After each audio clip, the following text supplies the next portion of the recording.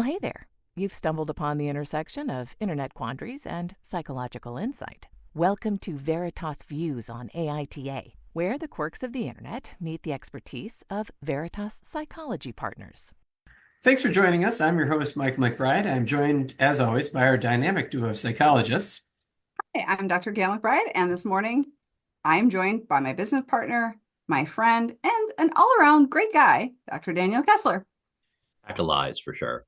I appreciate that. That's kind of you. That really is nice. And as always, looking forward to hearing the internet conundrum that our host brings to us this week and picking that apart with you today, Dr. MacBride. So, Michael, without further ado, what do you got for us?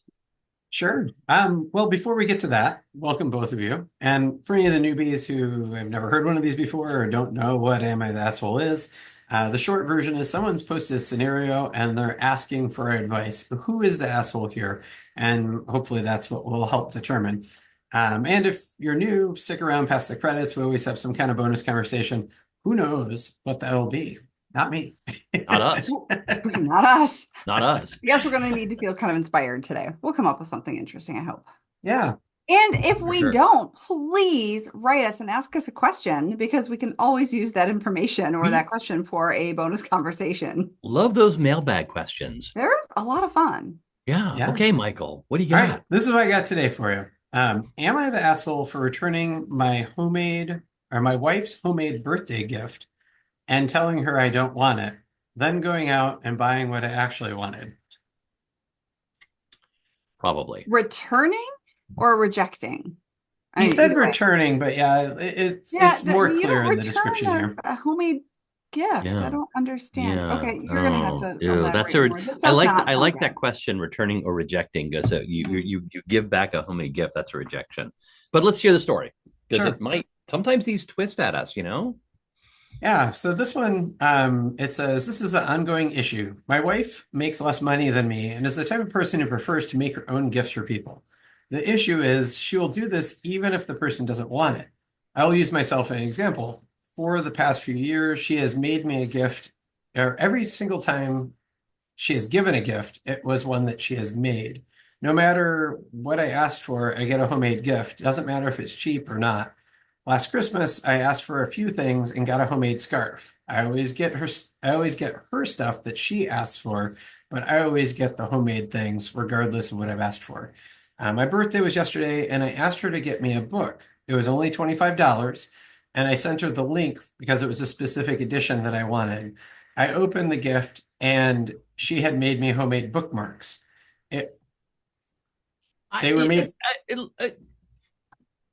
lovely. Yeah. Okay, continue. All right. I must have made a face because she asked me what was wrong. I told her it's really not what I wanted. I really wanted the book. I talked to her a bunch of times, and so I actually handed it back to her and then went out and bought the book. We had a big fight when I got back. She claims I'm being an ungrateful jerk.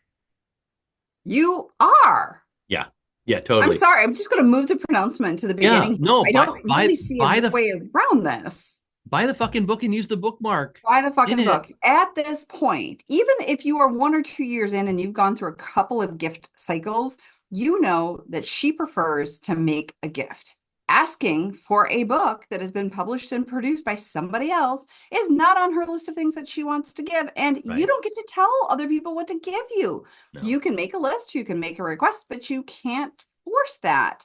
A gift is given from the person, and it is something that you receive, right? It feels kind of icky that he's got this list and she's not asking for the list. So I agree with you. Yes. However, let me throw in a little devil's advocacy here.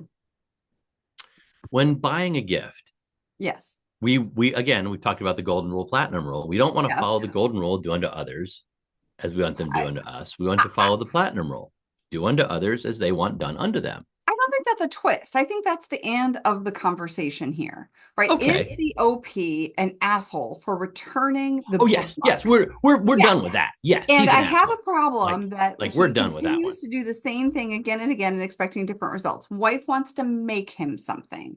You know what? Look, you're just going to get a homemade gift, dude. That's what this is. And we could move on to the wife. And the wife clearly is really struggling with that platinum rule, which is do unto others as they would have done unto them. I would like to see that she perhaps would make a small gift and purchase something from her husband's list that he really, really wants, a book that he's really looking forward to, and some bookmarks to go with it. Yeah, I mean, that would have been, this is again, now we want to kind of dive deep into this. I mean, there may be all sorts of issues with her and money, and how do I feel about money, and do I feel about spending money when like, if he's making a lot more than her, which I think there was implied in the beginning there, that, yeah, Michael's nodding, that he makes much more than her, and maybe she feels like she's using his money to buy his gift because it's more his money. And I get all that.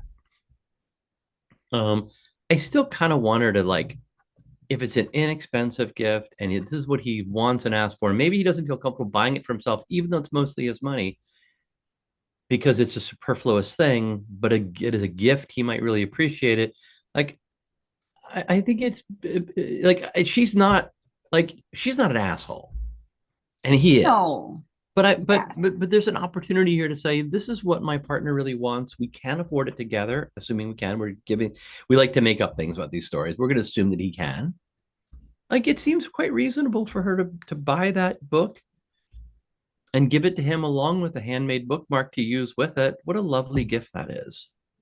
I absolutely agree. And I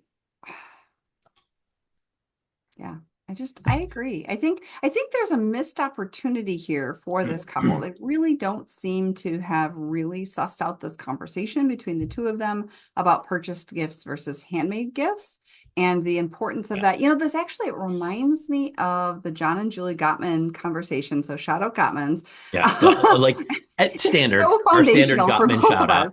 We got like 10 minutes into this one before we shouted out to Gottman. Maybe 5. Maybe 5. Yeah, it didn't take long. They have this conversation about how John wants to buy a cabin. I think it's John wants to buy a cabin and Julie doesn't, or the other way around. And it was something that they really struggled about for years.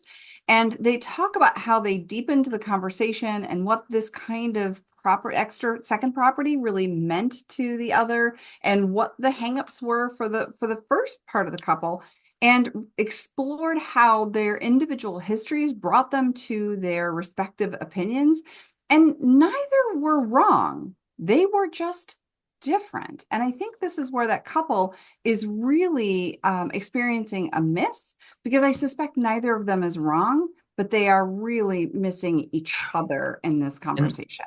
And this comes up so often when we're doing couples therapy with people, that we judge our partners when we and our partner are different on something. We tend to judge those differences as, I was wondering if there's a cat showing up here. For those listening on Spotify, Dr. MacBride has just picked the cat up off of her desk. They came in to join me and then got rather naughty. I'm going to let one of them out. Please continue, Dr. Kessler. I'm going to continue, yeah. As if there was no cat in the podcast. No, I think where we have differences, we tend to personalize those differences, get frustrated with the differences, and see our partner viewing the world differently as somehow an insult to us, and we want to fight back and explain why we're right and why they're wrong, and so often we just need to step back and say, this is a difference. I don't necessarily get it, but it's a difference. She really wants to give a handmade gift. It's important to her, whether it's for money reasons or just because she finds it's a personally meaningful gift. Accept it. He would like a gift that's not personal. He just wants a book, or okay, if you can swing it, do that, because we want to recognize that there's a difference, not a right or wrong. No, I think that's really well said. Thank you. And giving the bookmark back to her is a dick move. Yeah, that was really bad. That was what's she gonna do? Like, take the receipt and walk into Kohl's and be like, I'm sorry, didn't fit my husband. Like, that doesn't work. I mean, what if that's like fuck you level. That's absolutely a slap in the face. I am so disappointed. Yeah. And if you're gonna buy the book anyway, you're gonna need a bookmark. This is true. Thank you, honey, for this book. Thank you, honey, for this bookmark. Look, I'm using it in my book that I love, that I wanted to buy for myself.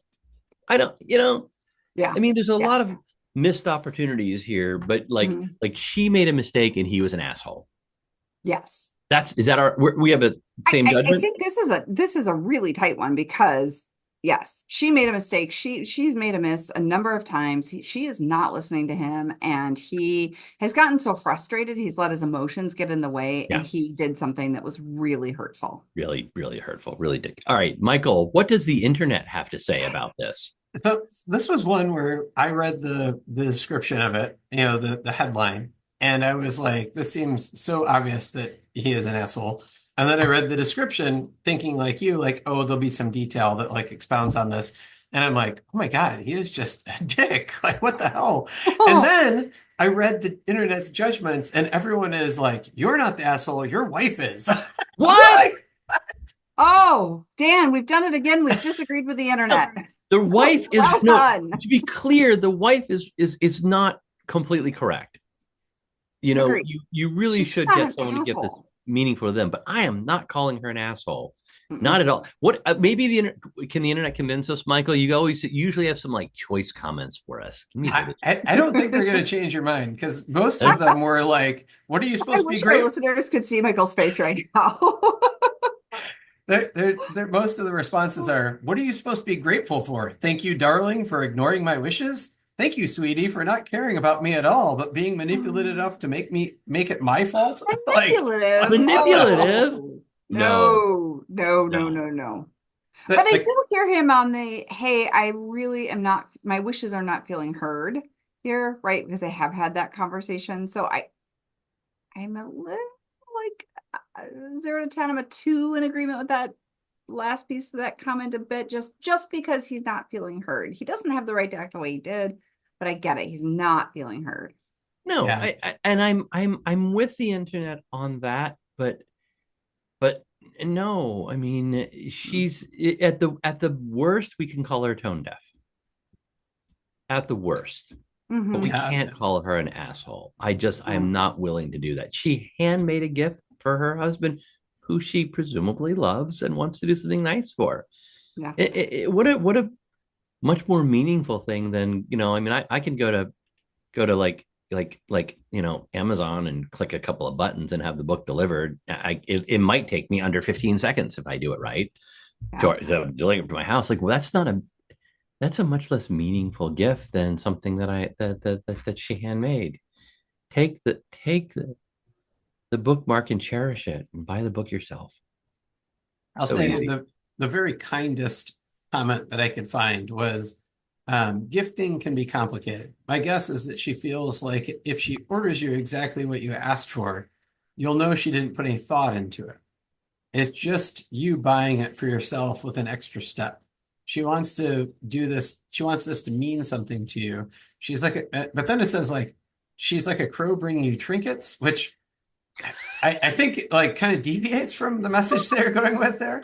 But then finishes strong with, I would just order the book yourself, use the bookmarks that she gave you, cherish the gift she gave you, like you guys said. But I think that question about gifting being really complicated, I know I've fallen into that trap where somebody has asked for something, and it seems like a very practical thing. And that doesn't feel like a fun gift to give somebody. So I fall into a trap of sometimes I'll get that gift, but then I'll get them something else to complement it or, that is more fun. And anyway, I do think there's lots of complications with gift giving that are kind of interesting. I agree. And I think it goes to what we were saying earlier, where we really think that the wife here has a bit of a miss. I often talk with folks in my office about, there's sort of a form of gift giving. And if we really break this down, I often will follow the line of stereotypes. And here's the stereotype. She says to he, you never bring me flowers anymore. I want some flowers. And so he goes, aha, I'll bring her flowers. And so the next day after work, he gets a beautiful bouquet of flowers and he brings them home and she looks at him and goes, well, you only brought me flowers because I told you I wanted flowers. Yes, that's exactly what happened, right? And I would love for you to say thank you for the flowers that you have just received because he loves you, he heard you, and he brought the flowers you asked. Now, it would be great if The and in that story is, and he brought them on his own. But let's just start with appreciating that he heard the request and he fulfilled the request exactly as you asked. That can be enough. It doesn't have to also be spontaneous. This is where I think we get caught in that kind of rom-com idea. Sometimes our partners just love us enough to do exactly what we've asked. And there's something else here. Like our partner is going to disappoint us sometimes. I mean, we talk about this with couples we work with, that, and it's unfortunate because the more rom-coms we watch, the more we recognize that partners never disappoint. I got to find this research article. There's some research article that said the more rom-coms you watch, the less satisfied you are with your relationship.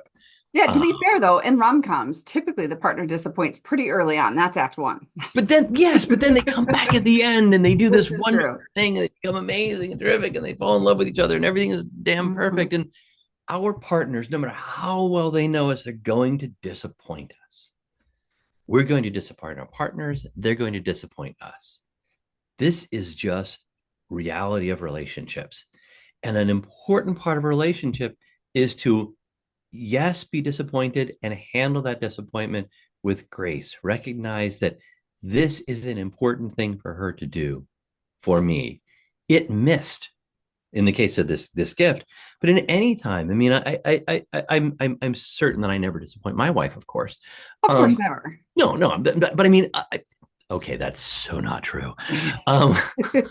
We disappoint our partners from time to time, and they disappoint us, and having a reasonable expectation about and I'm going to throw a shout out here to Shankar Vedantam, whose name I just pronounced incorrectly.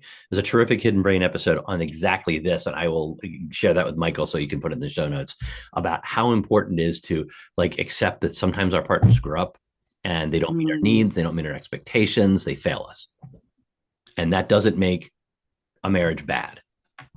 No, and accepting that just two humans existing together, or multiple humans existing together, and trying to build a life together. And that means accepting flaws. Yeah, because there will be flaws and disappointments. Yeah. Nobody makes us happy all the time. Yeah, he can be, and back to our original story here, he can be disappointed.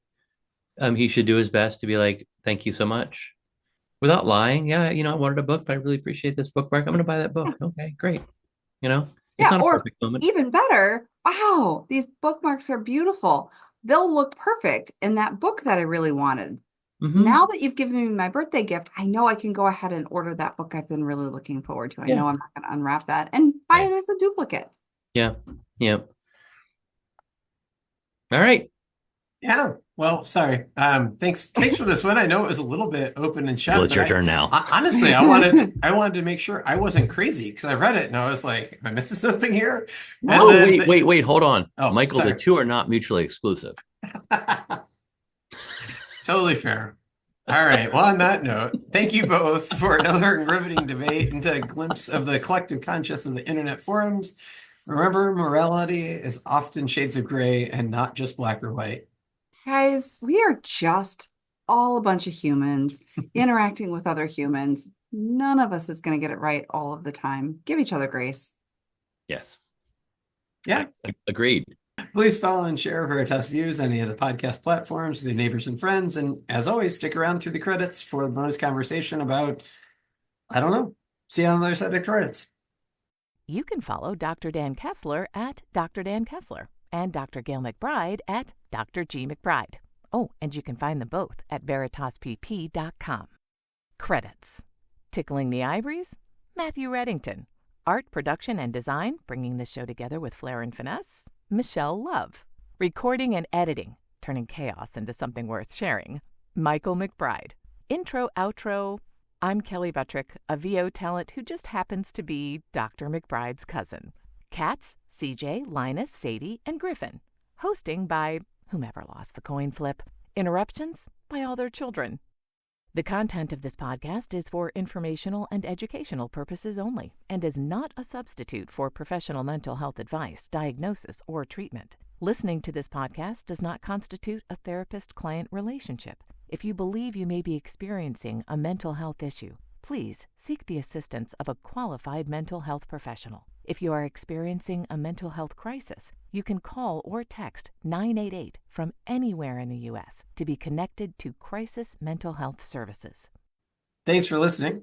As promised, here's the bonus conversation. Okay, I got it. Are you ready? Absolutely. Along the lines of gifting, since we've been talking about gifting today, Yes. Dan, I wonder if you can think of a really treasured gift you've been given, but it was thrifted. And you knew it was thrifted. Came to you secondhand. No?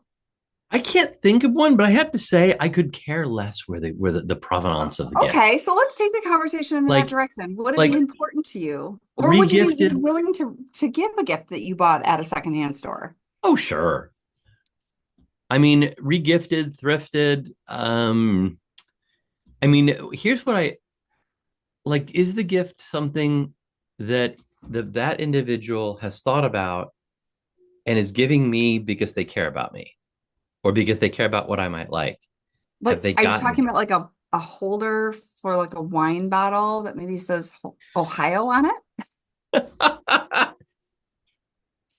Did we give that to you or did you give that to us? Did. No, you gave it to us. Oh, I think that was Michelle. She thought you were from Ohio, probably instead of Michigan. We have it still in the house on the bottom. Yeah. Back with she thought you. Link it in the show notes. It was great, and I think you gave it to me with the idea of this is regifted. I think you received it for some reason. What the fuck is this?